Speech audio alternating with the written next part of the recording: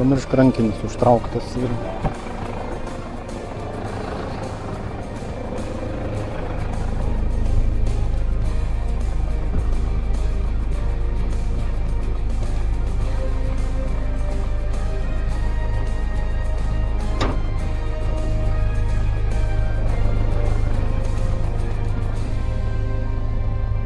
Veprių Slabados piliakalnis.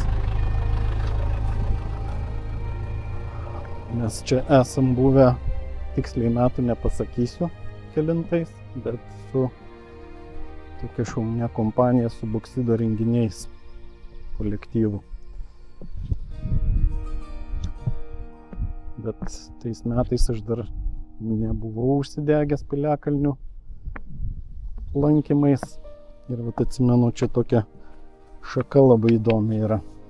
Ir pagal šitą šaką tikrai prisiminiau ir pagal Kalvarijas čia važiuojant keliu.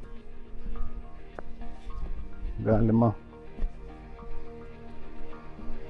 prisiminimai taip nostalgiškai užėjo, bet smagu. Aplankyti piliakalnį smagu.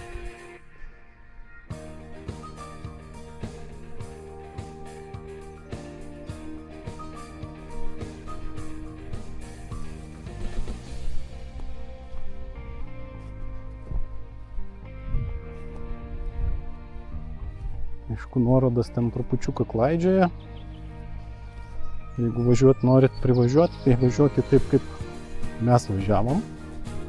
Tai bus logiškiausiai. Nes ten, kur Google'as nurodo, ten trupučiuką nesąmonė gaunas, nes ten privati valda yra. Nors šitie keliai susijungia su ta privačia valda. Tai kad jum neklaidžiot, važiuokit iš karto čionais.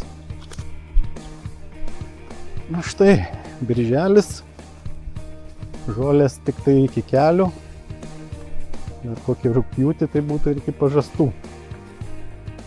Štai pats piliakalnis.